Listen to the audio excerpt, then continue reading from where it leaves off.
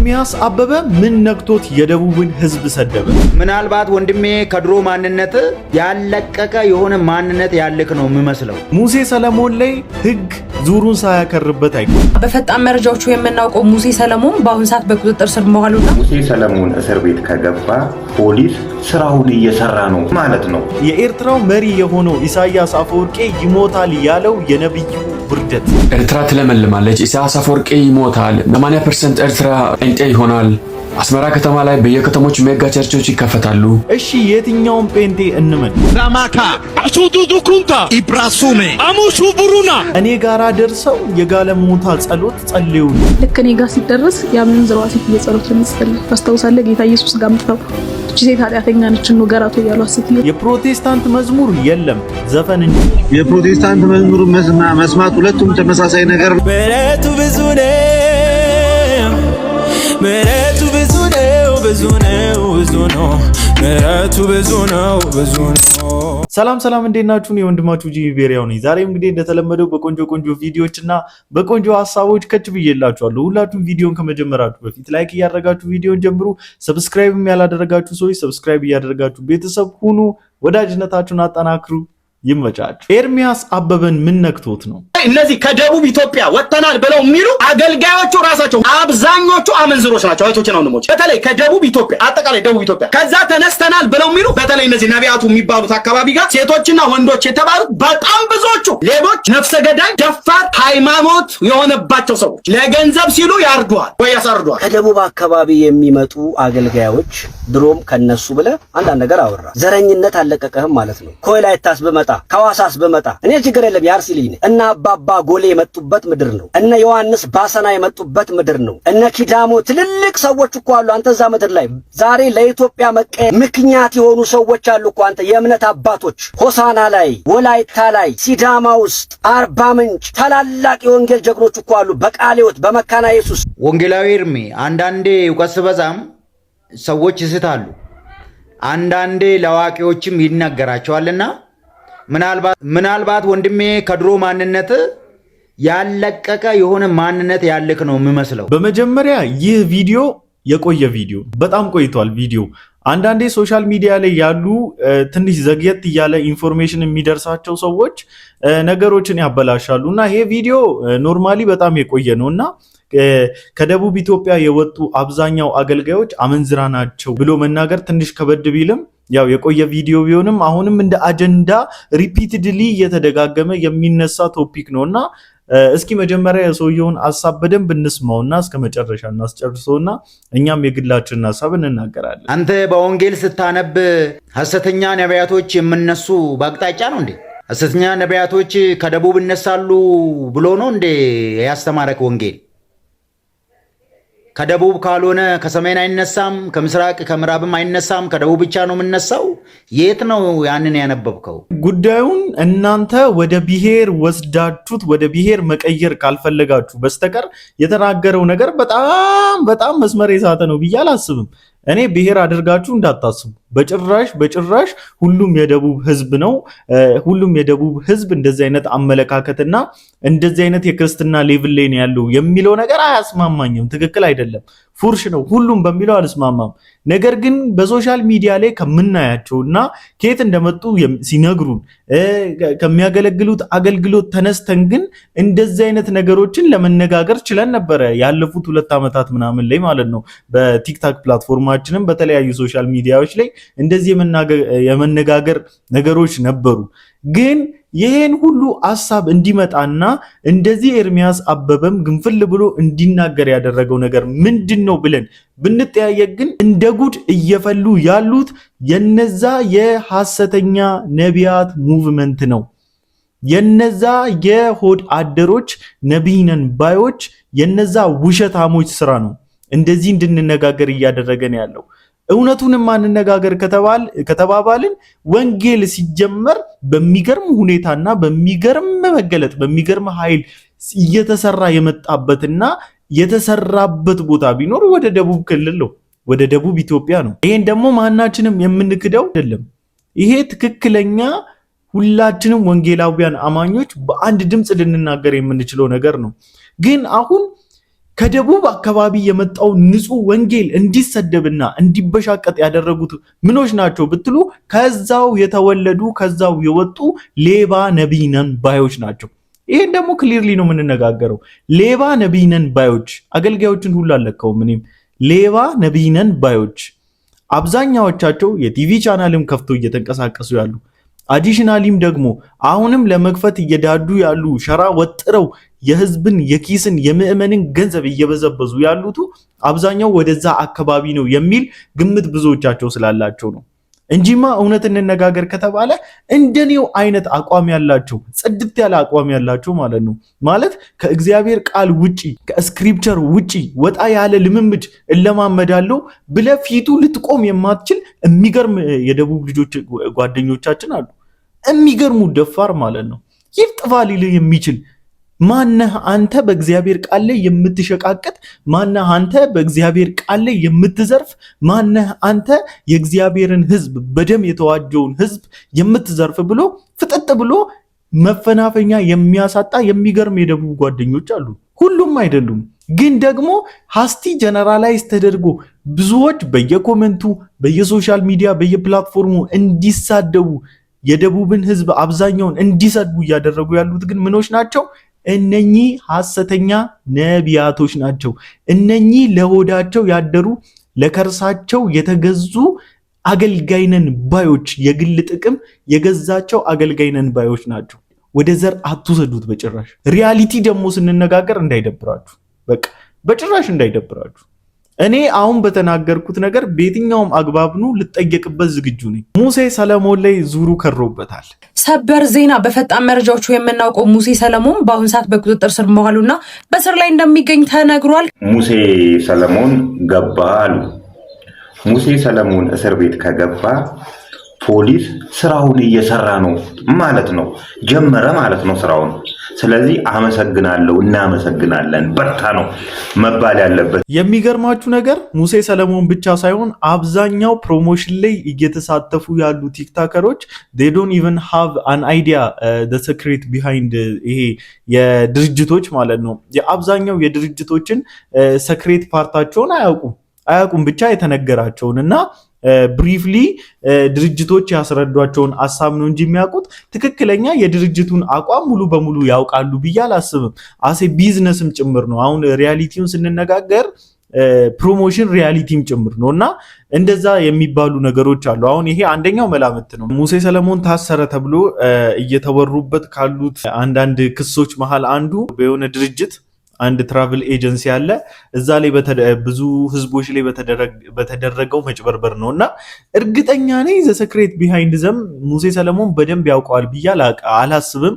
ቢያደርገው እንኳን ሜቢ እንደ አንድ ፕሮሞት አድርጓቸዋል። ፕሮሞት ያደረጋቸው ሰዎች ሙሴ ሰለሞንን የሚያምኑ ሰዎች ደግሞ ሄደው የነዚህ የሌቦቹ ሰለባ ሆኖ ሊሆን ይችላል። ሆኖአልም ደግሞ በጣም ብዙዎች በሶሻል ሚዲያ ላይ ወጥቶ መስክረዋል። የአብዛኛው ሰው ህይወት ያለበት ሁኔታ ላሳያችሁ። አሁን ትሄዳለህ፣ ትቆማለህ። ቁም ነገር እንዱን ቆመናል። አይ ዶንት ቲንክ እንግዲህ አንዳንድ ቴክኒካል ኢሹ ነበረ፣ አንዳንድ ቴክኒካል ኢረር ነበረ ሮድ ላይቱ ላይ። እኛ ክርስቲያኖችን በደንብ ነው የምታውቁን አይደለ? አንዳንድ የሆኑ ሲቹዌሽኖችን ወደ ትምህርት መቀየር እንወዳለን። እኛ ክርስቲያኖች የምናየውን ነገር ወደ ትምህርት የመቀየር ባህሪ ያለብን፣ እንግዲህ ምንም ማድረግ አንችልምና እንደዛው ነው ያደረገው። ይሄ ነገር እንኳን ያስጠይቀዋል ብዬ አላስብም። ጀስት በቃ የሆነ ቴክኒካል ኢሹ አየ፣ ከዛ በኋላ ያቺን ነገር ወደ ትምህርት ቀየራት ወይም ደግሞ ወደ የሆነ አይዲያ ቀይሮ አወራትና ሜቢ ሊሆን የሚችለው እንግዲህ ይሄ በዚህ በትራቭል ኤጀንሲው ዙሪያ ሊሆን ይችላልና ስግጥ ብላችሁ እየወቀሳችሁት ላላችሁ ሰዎች ትንሽ መረጋጋት እንዲሆንላችሁ እንጸልይላችኋለን። 80% ኤርትራ ጴንጤ ይሆናል። አስመራ ከተማ ላይ በየከተሞች ሜጋ ቸርቾች ይከፈታሉ። ኤርትራ ትለመልማለች። ኢሳያስ አፈወርቂ ይሞታል ምናምን ነቢይ ምህረት የሚባል ሐሰተኛ ነቢይ ይዞ መጥቷል። ኤርትራውያን ከሐሰተኛ የኢትዮጵያ ነቢያቶች ተጠበቁ ብንል ምንም ልትሰሙ አልቻላችሁ። የኛ ህዝብ የነቃ ስለሆነ እናንተ ጋር ሄዷል። ሚራክል ተካ ምንድን ነው ያደረጋችሁ? 4 ወር 5 ወር ይሆናል እንዴ የ80 ቀን ጾም ጸሎት ጸልዬ ነው የወጣሁት ብሎ በዙም ግቡ ብሎ እኔም ገብቻለሁ ለማየት ጉዳችሁን ብዬ። ምንድን ነው ያለው ሚራክል? 2025 ላይ ኤርትራ ለወንጌል ክፍት ትሆናለች፣ ህዝቧ ነፃ ይወጣል። እኔ አስመራ አደባባይ ላይ 2025 ሳያልቅ የአስመራ ስቴዲየም ላይ ኮንፈረንስ አዘጋጃለሁ። 80% ኤርትራውያን ጴንጤ ይሆናሉ። ትላልቅ ሜጋ ቸርቾች በኤርትራ ውስጥ ይከፈታሉ። ክሩሴድ አዘጋጃለሁ ምናምን በ2025 እዛ ሄጄ አገለግላለሁ ምናምን ብለህ ስትፍጨረጨር የነበርከው ሐሰተኛ ነቢይ ከምን ደረስክ? የኔ ጌታ ምን ላይ ደርሰሃል? ኢሳያስ አፈወርቄ ይሞታል ብለህ ያልከው እንዴት ነው? በህይወት አሉ እንዴ? አሉ?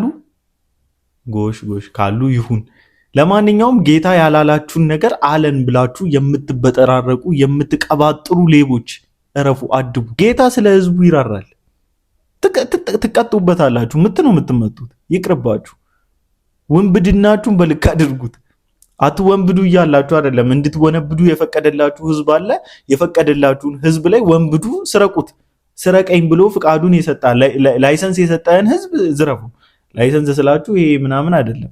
ይሄ ስረቀኝ ይሄው ናኪቪ ውስጥ ግባ ብሎ እድሉን የሰጠህን እንኳን እሱን እኔም ፈቅጄልሃለሁ፣ አልከራከርም። እኔ የማዝነው ኔክስት የሚመጣውን ጄኔሬሽን ልታጠምዱ የተነሳችሁበትን ወጥመድ ሳስብ ነው እንጂ እኔ የሚደብረኝ እኔ ደሜ የሚፈላው ኔክስት ጄኔሬሽን በእንደናንተ አይነት ስግብግብ ሆዳሞች ሊበላ እንደሆነ ሳስብ ነው እንጂ በጭራሽ ለነዛ ሳላዝን፣ በጭራሽ እያወቀ እድሜው ለቆሰቆሰ እድሜ ላስተማረችው ህይወት ላስተማረችው ሰው አላዝንም። ሂድ ትበላላ። ስትበላ አርፈህ ትቀመጣለህ።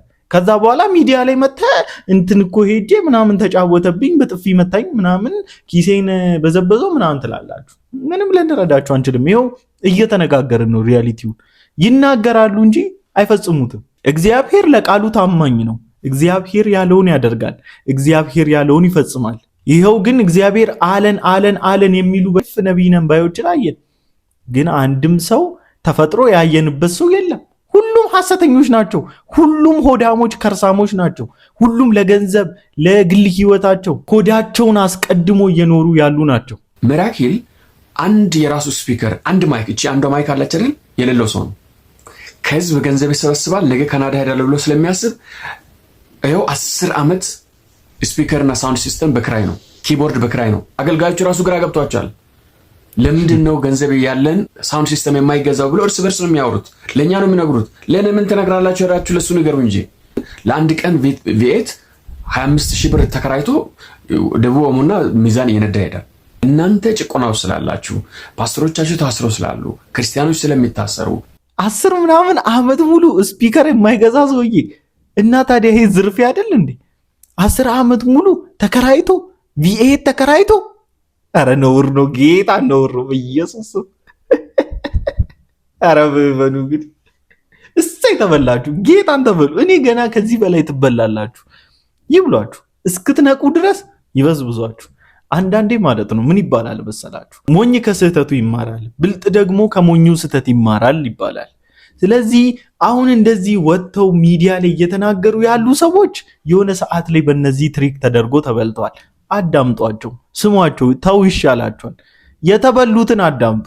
ነገ እናንተ እንዳትበሉ ሲሉ ነው እንጂ አሁን እነዚህን በመተቸት የሚያገኙት ገንዘብ ኖሮ አይደለም። ቲክታክ አይከፍልም። በቃ ተረጋጉ። ቲክታክ ምናምን አይከፍልም። እዩ ጩፋንና ወንድም ዳዊት ፋሲልን ኮምፔር እናድርጋቸው። Zamaka Asudu Kunta Ibrasume Amushu Buruna Dikrosono Asudu Kutukunda Kuma Akante Ajiba Mama Sukatuna Banake Kosa Olu Burono Suma Du Aramante Ashuba Kuta Kunamu Akanta Kugura Azi Baba Mama Shumasa Besesana Adura Kilamantania ማህበር ላይ ግን ብትጮ እብዶች ናችሁ። ምንም እኔ አይደለም እሱ ነው ያለው። እብዶች ያሉ ያውም እኮ ኦሪጂናል ልሳን ነው የምላችሁ። ትክክለኛው ልሳን የተናገሩ ማህበር ላይ ሰሚው አንድ ቋንቋ ለምሳሌ እኛ ኢትዮጵያ ውስጥ ነን ያለነው አማርኛ ነው የምንሰማው ወይ? ስለዚህ ጉዳይ ዳዊት ፋሲልስ ምን ይላል? ግን በተለያየ ቋንቋ ባወራ በጀርመን፣ በቻይና፣ በጣሊያን ባወራ ማን ይሰማል? ስለዚህ እኛ ጋር ሲመጣ ምን መሆን አለበት? ቆሮንቶስ 14 መፈጸም አለበት። ጳውሎስ ምናል ይተርጎም እውነት የጸጋ ስጦታ ልሳን ተሰጥቷችሁ ከሆነ ትርጉሙም እንዲሰጣችሁ ጸልዩአል። ዛሬ ላይ የሚናገሩ ሰዎች ማህበር ላይ ተርጉሙና ተናገሩ ስንል የማይተረጎም ነው ይሉናል። መጽሐፉ ደግሞ ልሳን ሆኖ ትርጉም የሌለው የለም ነው የሚለን አንደኛ ቆሮንቶስ 14 እና ትርጉም ከሌለው አንድ ነገር አረጋግጠናል ማለት ነው። ልሳን አይደለም ማለት። የሚገርምላችሁ ነገር ምን እንደው ታውቃላችሁ? የሚገርማችሁ ነገር በውሸት ስለነገሱባችሁ እውነት ሐሰት ሆና መሰለቻችሁ አይደለ? ሐሰት ሆነችባችሁ። ብዙዎቻችሁ እንደዛ ነው። አሁን ይሄ ልሳን ብለን እንዳንል ምንድነው የልሳንን ክራቴሪያ ያሟላው ነው? ሁለተኛ በልሳን እንደዚህ መነጋገርን ከየትኛው መጽሐፍ ቅዱስ ነው ያመጣችሁት? ልምምድ ከየት ነው ያገኛችሁት? ከየት ነው የተማራችሁት? በልሳን ይነጋገሩ ነበር። ልሳንን የሚያወራ ከእግዚአብሔር ጋር ይነጋገራል እንጂ ከኢዩ ጩፋ ጋር ይነጋገራል ልሳንን የሚል ከየት ነው ያመጣችሁት? ከየት ነው ያመጣችሁት? አንዳንዴም ስህተት ሲደጋገም እውነት መሰል አይደለ? ሐሰት ነው፣ ቅጥፈት ነው። በወንጌል ላይ እየሰራችሁ ያላችሁት ወንጀል ነው አለ ዮናታን አክሊሉ። ወንጀሉማ ለኦርቶዶክስ ብቻ አይደለም። እዚህም ቤተክርስቲያን ውስጥ ወንጀል የምትሰሩ ሰዎች አላችሁ። በእግዚአብሔር ቃል ላይ የምትሸቅጡና የምትነግዱ ከየት ነው ያመጣችሁት? ተናገሩ እስቲ። ሪያሊቲ እስቲ ኮሜንት ላይ ጻፉልኝ። ስለ ኢዩ ጩፋ ስናገር ደማችሁ የሚፈላልና ሪፖርት የምታደርጉብኝ ሰዎች ማዘጋት ትችላላችሁ። ቅርቅሬው ፌስቡክን፣ ቲክታክ ምንንም ማዘጋት። እስቲ ሪያሊቲ አምጡ። እስቲ ኮሜንት ላይ ኑና በልሳን እንደዚህ መነጋገርን በልሳን ይሄ ልሳን አይደለም አክቹዋሊ ከአጋንንት ነው። ግን እስቲ አምጡና ጳውሎስና ማን ነው እንደዚህ የተነጋገረው? የትኛው ሐዋርያ ነው ከየትኛው ሐዋርያ ጋር እንደዚህ መልስ የተሰጣጣው በልሳን? ልሳንን የሚያወራ ከእግዚአብሔር ጋር ሚስጥራትን ይነጋገራል የሚለውን የእግዚአብሔርን ቃል ነው ወይስ ኢዩ ጩፋን እንደ እግዚአብሔር ስለቆለላችሁት ነው? እግዚአብሔር ሆነባችሁ አይደለ? እንደዛ ነው ሪያሊቲው። ወንድማችን ዳዊት ፋሲል እንደገለጸው መጽሐፍ ቅዱሳችን ላይ መተርጎም አለበት ይላል አይደለ? መተርጎምን ደግሞ እንዲሰጠን እንድንጸልይም ደግሞ አዲሽናሊ ይነግረናል። ይሄንን ፕራንክ ይሁት መጀመሪያ ይሄንን ፕራንክ ይሁት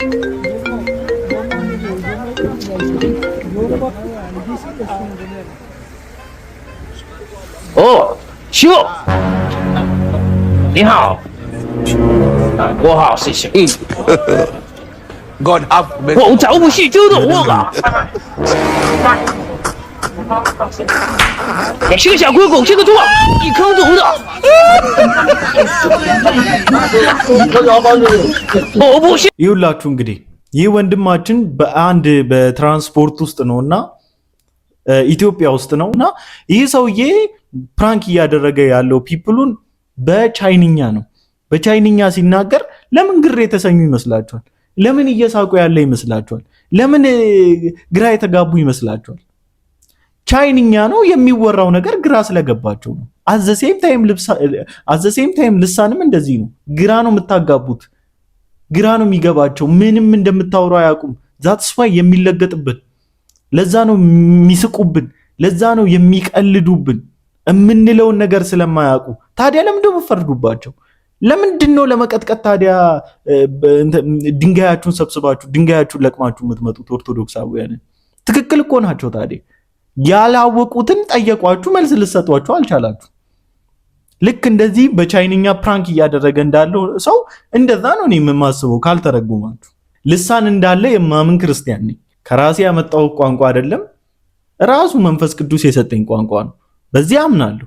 ግን ደግሞ በጉባኤ መሃል ስትናገር ማትተረጉም ከሆነ ልክ እንደዚህኛው ሰውዬ በቻይንኛ ህዝቡን ፕራንክ እያደረገ እንዳለው እንደዛው የሚጮህ ድምፅ ነው የሚሰማቸው። ስለሆነ ሊያለቅጡብህ፣ ሊቀልዱብህ፣ ሙድ ሊይዙብህ፣ ሜም ሊሰሩብህ ይችላሉ። ስለዚህ እንዳይደብር። ቸርች ውስጥ ኮየር ውስጥ ነው ያለው። ቸርች ውስጥ ሲጸለይ ጸሎት ለሁሉም ሰው ይመሰገንለታል፣ ስለ ጥሩ ባህሪ ይጸለያል ምናምንና ልክ እኔ ጋር ሲደርስ ያመንዝሯ ሴት እየጸሎት ለሚጸልይ አስታውሳለህ። ጌታ ኢየሱስ ጋር መጣው እቺ ሴት ኃጢአተኛ ነች ነው ገራቶ ያሏት ሴትዮ ታሪክ በስነ ስርዓት ሁሉም ሰው እጁን ጭኖልኝ ጌታ ሆይ ከዚህ ነገር እንድትወጣ እርዳት፣ ነግራ ይገባኛል ከሄድ ውስጥ ነው ሞተው ስምህን እንዳታሰድብ እውነትሽን ነው ጌታ ሁሉም ሰው እና ሰው እንዴት ተንበርክኩ ማለት አይረድ ልጆችም ነበሩ መሰለኝ አብረውኝ የነበሩ ሰዎች ሚያማ አይመስላቸው መሰለኝ እና እሱን ጸሎት ነበር የሚጸልዩ። ከዛ አንድ ቀን እንደዚህ ክልክ ከሽማግሌዎች ቢሮ ስወጣ እኛ ቤት ስር ትልቅ እየሎም ዛፍ አለ። እዛ ስር ሄድኩና እንዲህ ነኝ አልኩት። ማለት እኔ እንዲህ ነኝ እንዴ? እዛም ስቴዲየም ክልላ ይሄም ክልልሃል ምናምን። ይሄ ነውርም እኮ ነው። በኢየሱስም እንደዚህ እኮ አይደረግም። ጸሎትን አሳበ ሾርኔ መናገር፣ ጸሎትን አሳበ የልብህን መሳደብ በጣም ነው የሚያስጠላው። ምን ያህል ልቧ ተሰብሮ እያወራች እንደሆነ ፊል ታረጋላችሁ። አንዳንድ ወንጌላውያን አማኝ ነን ባዮችን ኮሜንት ላይ አይቻችኋለሁ። እግዚአብሔር ይገስጻችሁ። ሁሌ ማለቃቀስ ምናምን ብላችሁ ልቧን ልትሰብሩ እየሞከራችሁ የነበራችሁ በጣም ነውረኞች ናችሁ። አይደረግም፣ የእውነት አይደረግም። ይሄ የክርስቲያን ዲሲፕሊን አይደለም። ከመጀመሩ ነው እንደዚህ አይነት ነውረኞች እየሆናችሁ የመጣችሁት። አንዳንድ ክርስቲያን ነን ባዮች ግን ክርስትናችሁን ራሱ ጠራጠራሉ። አንዳንዶች መሪ ነን እያሉ፣ አንዳንዶች መጋቢ ነን እያሉ፣ አንዳንዶች የኳየር መሪ ነን እያሉ ምናምን ነገር ባለማስተዋል ስንቶችን ከቤተ ክርስቲያን አባረዋል፣ ስንቶችን ከቤተ ክርስቲያን አስወጥተዋል መሰላችሁ። ቢያጠፉ እንኳን ከመምከር ይልቅ ድንጋይ እየበዛባቸው ወጋሪው በዝቶባቸው ማለት ነው። ስንቶች መሰሏችሁ ከቤተ ክርስቲያን ሸሽቶ ያመለጡት፣ ሸሽቶ የወጡት ማለት ነው። ከጌታ ምሕረትና ከጌታ ጸጋ ይልቅ ሕግን አጥብቃችሁ የያዛችሁ የቤተ ክርስቲያንስ መሪዎች ደህና ናችሁ? ተው እንጂ ተው። እኛንን የምንሻለው፣ እኛንን የምንቀድመው። ብናጠፋም ብንሰንፍም ብንወድቅም ብንዘሙትም ወደ አምላካችን ቤት ሳንታክት የምንመጣው እንደው አምላካችን ይራራልናል፣ ምሕረቱን ያደርግልናል፣ ከወደቅንበት ያነሳናል። ለኛ ትክክለኛው ፋርማሲያችን፣ ለኛ ትክክለኛው ሆስፒታል ክሊኒካችን ቸርች መምጣታችን ነው። እያየን የምንጽናናበት ትውልድ አለን ብለን ነው እንጂ ሰብራችሁ እንድትጥሉት አይደለም። እቺ እህት ላይ እንደዚህ አይነት ነገር ያደረጋችሁ ሰዎች ይቅርታ ልትጠይቋት ይገባል። እንደዚህ ያደረጋችሁባት የኳየር መሪዎችም ከሆናችሁ የጸሎት ቲም አባላትም ከሆናችሁ ይቅርታ ልትጠይቋት ይገባል። ማናችሁም ምንም አይደላችሁም ማንንም ለመውቀስ። ሁላችንም እንወቃቀስ ከተባለ ተወቃሾች ነን። ለዛ ነው ከመዋደድ እና ከመፋቀር ውጪ ምንም አማራጭ የሌለን። እንወቃቀስ ብንባል ሁላችንም የግል ግሳንግሶች ስላሉ ማለት ነው። ልደተ ቃል ግን ጤነኛ ነው? ብር ተበልቼ እንደዚህ ውሻ የበላኝ በምን የተነሳ ይመስልካል? ዘፈን አብዝቼ የእግዚአብሔርን ቤት ትቼ መደነስ ነው። የፕሮቴስታንት መዝሙር መስማት ሁለቱም ተመሳሳይ ነገር ነው። ሰው መውደድ ይቻላል፣ እነሱም ማክበር መውደድ ይቻላል። ፍቅራችንን ለመግለጽ ግን የእነሱን መዝሙር መዘመር አይጠበቅብንም፣ ዘፈንም አይጠበቅብንም። እኛ ክርስቲያኖች ነን። የክርስቲያኖችን ዝማሬ ብቻ ነው የምንሰማው፣ የሌላ ዝማሬ አይመለከተንም። ሰው እንዴት በዚህ ልክ ጥላቻ ሊኖረው ይችላል? ማለት ይሄኛው ከሃይማኖቱም አልፎ ፐርሰናል አድርጎታል። ጀለስ ማለት ነው። በጣም ነው እንዴ አንተ ሳይኮን የነካች እህት አለች እንዴ እዚህ ጴንጤ ውስጥ ማለት ጠይቃት እንዲህ ያለች ሴት አለች። የግል ጥላቻ ያለባት መሰለብህ እኮ ጠይቀህ እምቢ ያለች አለች እንዴ? ሞክረህ ያልተሳካልህ ሰው አለ ልደትዬ? የግል ጥላቻ ፐርሰናል ኢሹ አስመሰለብህ እኮ እንደዚህ። ቆይ ለማስተማር ነው ምን ለማድረግ ነው እየሞከርክ ያለው? ለማገርጣት አንገረጣም። ምክንያቱም በወንጌላውያን አማኞች መዝሙር ስንቶቻችን ከወደቅንበት እንደተነሳንና ስንቶቻችን ወደ ቀልባችን እንደተመለስን፣ ስንቶች ከሱስ እንዳመለጡ፣ ስንቶች ከሄዱበት የትዕቢት ህይወት እንዳመለጡ ብታውቅ እንደዚህ አፍን አከፍትም ነበር። በነገራችን ላይ ታውቃለህ፣ ምስክር ናቸው ኦርቶዶክሳውያን እህት ወንድሞቻችን እንኳን የወንጌላውያን አማኞች ዝማሬ ምን ያህል የሰው ልብ ውስጥ እንደሚገባ። የአሁኖቹን አላልኩም። ይሄ ጭፈራው፣ ዳንሱ ምናምን ያዝልኝ አቤንዬ ምንዬ ምናምን ያዝልኝ ቆስቆስልኝ ምናምን እሱን ቶ እነሱ ዘማሪ አይደሉም፣ ጨፋሪዎች ናቸው። ታውቃላችሁ ስንቶች በድሮ ዝማሬዎች እንደተጽናኑ። የአሁኑን አይተህ ከሆነ እስማማለሁ፣ ከዘፈን አይተናነስም። ሲጀመርም አብዛኛው ዝማሬ የሚባሉት በዚህ ዘመን እየተሰሩ ያሉት ከዘፈን የተቀዱ ናቸው፣ ከዘፈን የተኮረጁ ናቸው። በእነሱ እስማማለሁ። ግን ደግሞ እንደዚህ ደግሞ የመናገር ሞራል አለ ወይ? የለም። የተክልዬ ስም ያድናል። የተክልዬ ስም ያድናል ወይ? ቃልዬ አንብብ፣ እንደሚያድንና እንደማያድን ያኔ ታየዋለህ። የተክልዬ ስም ያድናል ወይ? የጻድቅ ሰው ጸሎት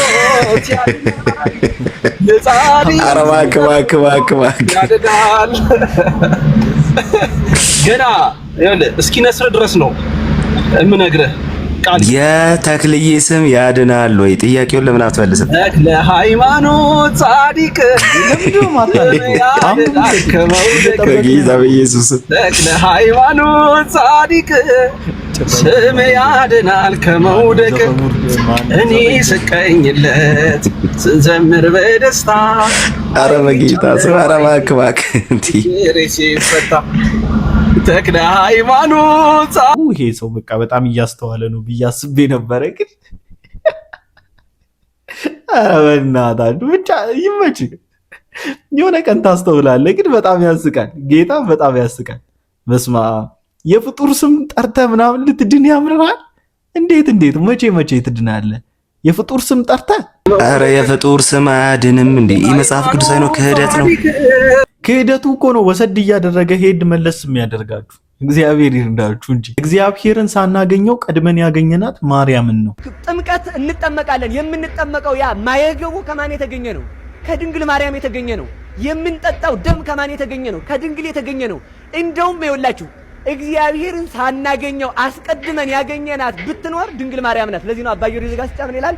ድንግል ሆይ አንቺን የወደደ እግዚአብሔርን ወደደ። እንዴ አይደለም? እንደውም አንቺ ከወደድሽኝ እግዚአብሔር ይወደኛል፣ አንቺ ከጠላሽኝ እግዚአብሔር ይጠላኛል ይላታል። የምንጠጣው ደም ከማርያም የምትጠጡት ደም ነው። በሐሰት የትውልዱን ደም እየጠጣችሁ ያላችሁት የጀኔሬሽኑን ደም ነው። እሱ ከሆነ እስማማለሁ። እውነት ነው እኮ ይሄ እኮ ደም ከመጠጣት እኮ አይተናነስም። ምን አይነት ነውር ነው? እግዚአብሔርን ሳናገኝ ቀድመን ያገኘናት ማርያምን ነው ማለት ምን ማለት ነው? ምን ማለት ነው? እንደው እግዚአብሔር ምሕረቱን አብዝቶልህ ከስትንፋስ ይልቅ እጅግ በጣም ቅርብህ አልነበረም እንዴ? አልነበረም? ገና በእናትህ ማፀን ውስጥ ሳለህ አላወቀህም? በእናትህ ማፀን ውስጥ ሳለህ በምህረቱ አልተገናኘህም? አልጠበቀህም? አልጋረደህም? እንግዲህ እነዛ አፖሎጂስት ነን ባዮች እንደዚህ አይነት ኑፋቄ የሚያስተምሩና የስህተት አስተማሪዎቻቸውና መጋቢዎቻቸውን ወጥቶ የማይናገሩ የጴንጤ መዝሙር ዘፈን ነው ይለኛል። ደፋር ነው በጣም። ለማንኛውም ለዛሬ ይዤላችሁ የመጣሁት ቪዲዮ ይሄን ይመስል ነበር። ሁላችሁም እንደተማራችሁበት በተወሰነ መልኩም ትንሽ ኦፌንድ የሚያደርጉ ቪዲዮዎች ነበሩ። ኦፌንድ እንደሆናችሁበት አስባለሁኝ። በቀጣይ ቪዲዮ እስክንገናኝ ድረስ ላይክ፣ ሼር እያደረጋችሁ ሰብስክራይብ እያደረጋችሁ ቤተሰብ እየሆናችሁ ጠብቁኝ። ይመቻችሁ።